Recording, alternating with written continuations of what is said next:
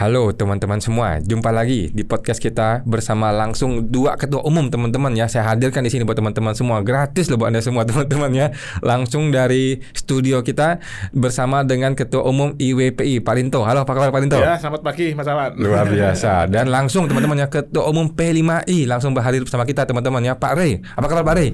Baik Pak Wan, selamat pagi. Pagi Pak Rinto. Ya, pagi Pak Rey. Luar biasa teman-teman ya, mereka berdua hadir di sini. Kalau Anda mau bayar, nggak sanggup Anda bayar semua teman-teman ya. Oke, kita langsung nih buat Pak Rey nih. Saya mau tanya mengenai pandangan hukum dengan Pak Rey ya, mengenai LHKPN pejabat Pak. Baru-baru ini kita ini sudah mulai membongkar LHKPN para pejabat, terutama pejabat pajak dan pejabat bea cukai gitu ya, yang di bawah Kementerian Keuangan. Si Mulyani belum kita bongkar nih, bagaimana LHKPN-nya. Jadi ternyata di media sosial banyak orang mengcounter kita Pak. Banyak orang yang merasa, loh kok LHKPN lu buka, ngapain lu buka LHKPN orang, lu kayak menyerang pribadi dan sebagainya dan sebagainya. Padahal LHKPN adalah dokumen publik gitu Pak ya. Nah, boleh deh Pak di-share bagaimana pandangan hukumnya LHKPN itu sebenarnya dokumen publik atau rahasia, dan boleh nggak kita bongkar dan kita analisa, dan bagaimana akibat hukumnya Pak? Baik, terima kasih Pak Wan pertanyaannya. Ini pertanyaan juga yang beberapa kali ditanyakan kepada kami ya, sehubungan dengan dokumen LHKPN. Kita mengetahui bahwa LHKPN itu adalah laporan harta kekayaan penyelenggara negara. Dan dokumen itu adalah dokumen yang merupakan public domain. Kenapa disebut public domain? Karena dokumen itu memang tersedia di laman KPK sebagai salah satu aparat penegak hukum. KPK dengan senang hati memberikan akses kepada setiap warga negara untuk mengetahui laporan harta kekayaan penyelenggara negara. Tentu ketika akses itu dibuka untuk publik, maka sebenarnya KPK memberikan kesempatan yang seluas-luasnya kepada setiap warga negara untuk turut serta membantu memberantas dugaan tindak pidana korupsi. Artinya KPK sedang dalam proses menghimbau masyarakat untuk turut serta ya menyelenggarakan pencegahan tindak pidana korupsi. Nah, atau dengan kata lain, KPK sebenarnya ingin supaya masyarakat itu terlibat ya di dalam upaya pencegahan dan pemberantasan tindak pidana korupsi. Nah, sehingga dengan demikian LHKPN itu bukan merupakan domain privat. Kalau itu bukan merupakan domain privat, maka setiap orang punya akses untuk mengetahuinya. Pertanyaan berikutnya adalah, kalau begitu, bolehkah dokumen LHKPN itu kemudian diekspos ke publik? Nah, kita harus pahami dulu bahwa pengertian mengekspos itu kan artinya menyiarkan ya, langsung maupun tidak langsung dengan cara apapun ya, termasuk media elektronik audiovisual ya. Kalau kemudian setiap orang melihatnya sendiri langsung dari websitenya KPK atau mendownloadnya sendiri, tentu mereka juga bisa tahu. Nah, kalau begitu, bagaimana dengan orang lain yang mendownload kalau kemudian menyiarkannya? Tentu sama kan dengan mereka yang kemudian langsung melihat. Nah, yang menjadi perbedaannya di mana? Yang menjadi perbedaannya adalah ketika orang yang menyiarkannya itu menyampaikan sesuatu yang bukan sesuai dengan LHKPN yang dimaksud. Ya, jadi misalnya ada unsur-unsur misalnya hoaxnya, ada unsur-unsur bohongnya, atau ada unsur-unsur ujaran kebenciannya. Contohnya bagaimana? Contohnya misalnya kalau ada pejabat penyelenggara negara yang kemudian misalnya hartanya sangat fenomenal ya, katakanlah misalnya 100 miliar. Nah, kalau kemudian yang disampaikan itu hanya berkaitan dengan angka 100 miliar, itu memang faktanya demikian. Tapi kalau kemudian yang bersangkutan mengatakan 100 miliar itu berasal dari tindak pidana korupsi, tentu itu bukan kewenangannya dia. Itu kewenangannya misalnya KPK atau kejaksaan atau kepolisian. Tapi angka 100 miliar itu memang ada di dalam LHKPN itu. Yang menjadi pertanyaan adalah, boleh nggak kita menganalisis wajar apa tidak wajar? Nah, tentu jawabannya boleh. Ya, kita boleh menganalisis berdasarkan keilmuan kita masing-masing. Misalnya ada keilmuan yang berasal dari akuntansi, atau ada keilmuan yang berasal dari perencanaan keuangan.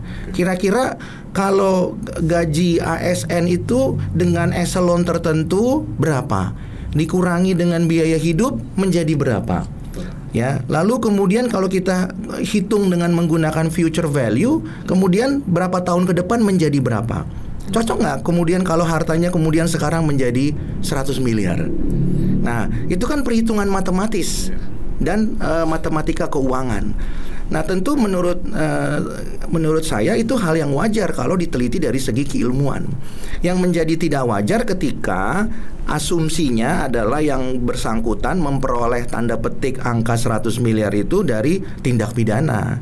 Ya, misalnya tindak pidana korupsi atau melalui tindak pidana menerima suap atau gratifikasi. Karena kalau itu yang disampaikan, maka itu bukan domainnya pihak yang menyampaikan. Harus pihak yang menyampaikan itu adalah yang mempunyai kewenangan, ya, misalnya tadi penyidik KPK, penyidik kejaksaan, atau penyidik kepolisian. Karena di dalam hukum kita harus mengedepankan prinsip presumption of innocence, ya. Setiap orang dianggap tidak bersalah sampai dibuktikan lain dengan putusan yang berkekuatan hukum tetap. Nah, jadi sangat jelas ya, Pak Awan, ketika LHKPN itu disampaikan lalu dianalisis secara matematis dan matematika keuangan, sepanjang tidak mengatakan bahwa ini berasal dari tindak pidana tertentu, ya, bukan hanya tindak pidana korupsi, tindak pidana lain juga dimungkinkan. Tentu itu menjadi hal yang wajar. Bahwa kemudian ada yang mengatakan, oh, dengan mengekspos maka ini mempermalukan yang bersangkutan, ya. Menurut saya tidaklah demikian, ya. Yang kalau kita bicara mempermalukan itu adalah perbuatan atau tindakan yang memang tidak terjadi atau tidak ada pada yang bersangkutan. Faktanya kalau yang bersangkutan, katakanlah contoh, punya harta 100 miliar, faktanya di LHKPN ada 100 miliar. Itu memang faktanya. Tapi kemudian kalau ada seseorang yang mengatakan 100 miliar itu berasal dari tindak pidana A, tindak pidana B, tentu itu prematur.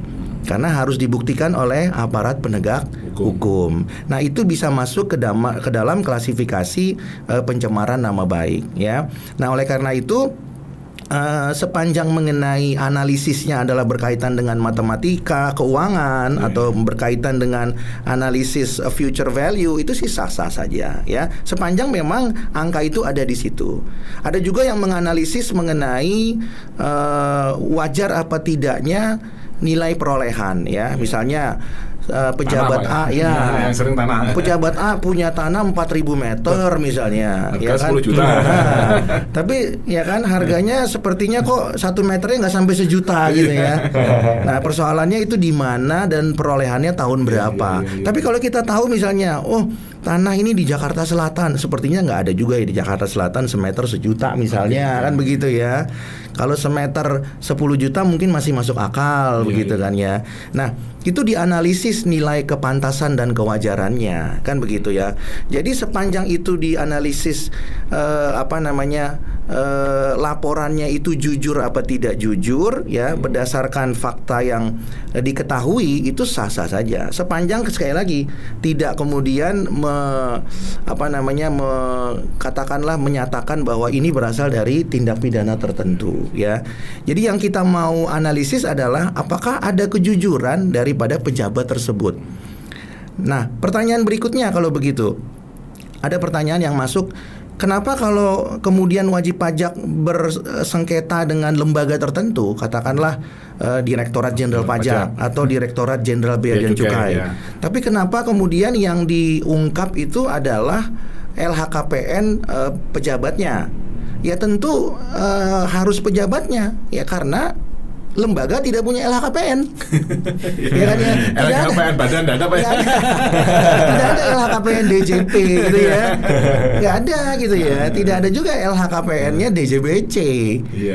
Ya tentunya yang bisa dianalisis adalah LHKPN pejabatnya atau yang diduga dan patut diduga oknumnya. Oknum yang melakukan pemeriksaan pajak, kemudian oknum yang melakukan penelitian keberatan, oknum yang melakukan audit kepabeanan, ya, kemudian oknum yang melaksanakan pemeriksaan quality assurance dan lain-lain. Jadi tentunya kita menduga ya, menduga bahwa ketika wajib pajak mengalami tanda petik penzoliman dalam pemeriksaan misalnya, tentu wajib pajak itu akan menggali LHKPN tim pemeriksa pajak yang diduga oknum. Tidak mungkin dia menggali LHKPN-nya DJP gitu ya, Direktorat Jenderal Pajak. Yang ada target penerimaan itu Pak Awan sama Pak Rinto. Kalau LHKPN-nya nggak ada, ya kan. Nah, jadi itu yang perlu saya sampaikan. Tambahan sedikit saja bahwa ada juga yang menanyakan kepada kami bagaimana menilai kepantasan. Nah, kewajaran. Nah, tentu itu dua pertanyaan yang berbeda. Apakah itu berasal dari tindak pidana atau tidak? Tadi kita sudah bahas ya. Sepanjang bukan mengenai apakah itu berasal dari tindak pidana, itu bukan domainnya setiap orang yang menganalisis. Ya, tapi domainnya aparat penegak hukum. Nah, domainnya yang menganalisis adalah bagaimana menilai kewajaran dan kepantasan. Nah, untuk menilai kewajaran kepantasan tadi, salah satunya adalah apakah laporan itu jujur. Apakah kemudian di tahun segitu harga tanah itu harganya segitu. Apakah kemudian gaji ASN eselon tertentu dipotong biaya hidup, kemudian masih ada sisa tabungan, kemudian ditabung dengan bunga berapa, lalu kemudian asumsinya dengan menggunakan future value menjadi berapa. Itu kan analisis yang digunakan ya, sehingga kemudian bisa dihitung nilai kepantasan dan kewajaran, begitu ya. Jadi kalau misalnya pendapatannya 10 juta dikurangin biaya hidup, kemudian ditabung dengan bunga rata-rata bunga bank 7%, maka 20 tahun lagi menjadi 100 miliar. Kan kita nggak logis juga gitu kan ya. Dari mana itu perhitungannya? Nah, itu yang kemudian bisa dikaji ya. Kalau kemudian bagaimana cara memperolehnya, itu urusan aparat penegak hukum ya.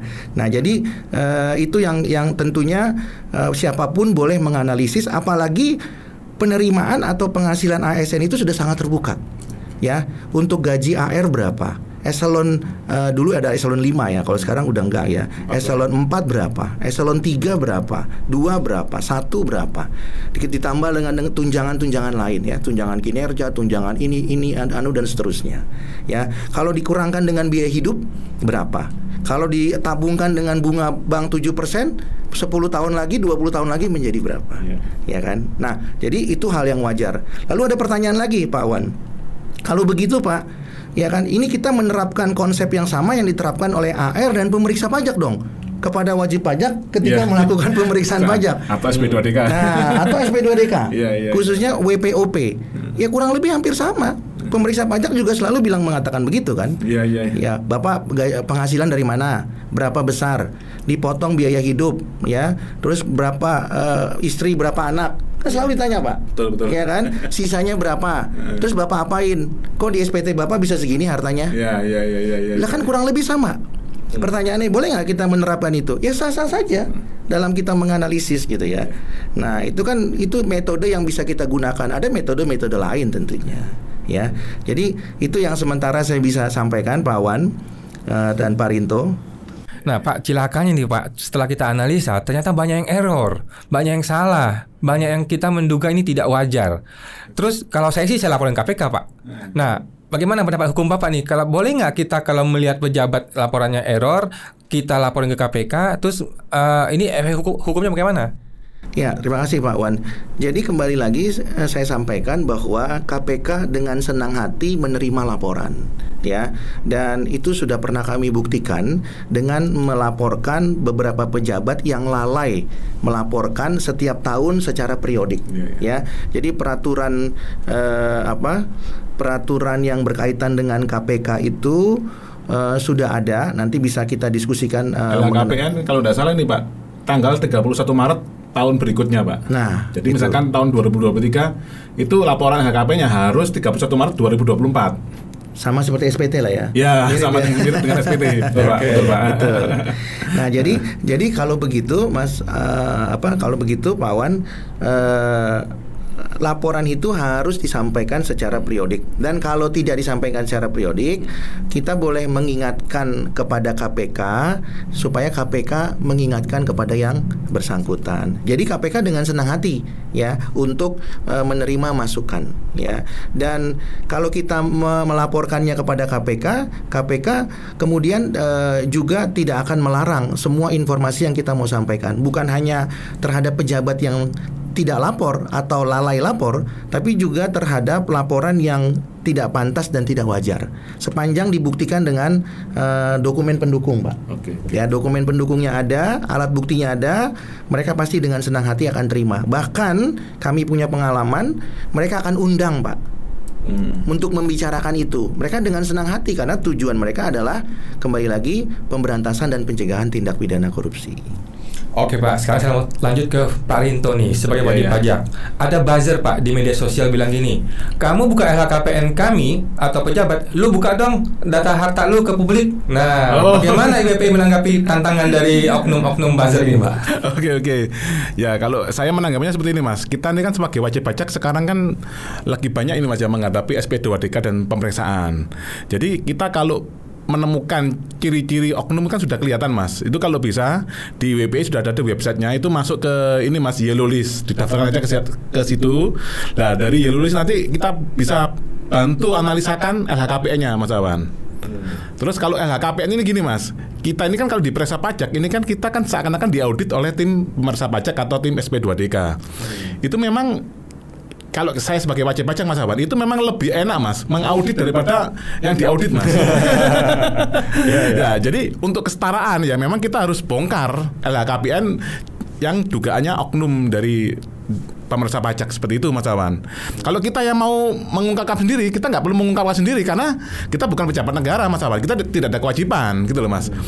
Karena kita tidak ada kewajiban untuk mengungkapkan sendiri, makanya kita bisa diperiksa dari SP2DK dan pemeriksaan pajak. Seperti itu, Mas Awan. Oke, jadi kita ini tidak perlu ungkapkan, lagi pula kita memang diperiksa terus oleh oleh pajak ya. Betul, Mas Awan. Oke, siap. Terima kasih Pak Rinto, makasih Pak Rin, luar biasa. Semoga masyarakat teredukasi ya. Kita jumpa lagi di podcast berikutnya, Pak. Oke, Mas Awan. Terima kasih Pak Wan. Terima kasih, Mas Awan. Terima kasih Pak Rinto.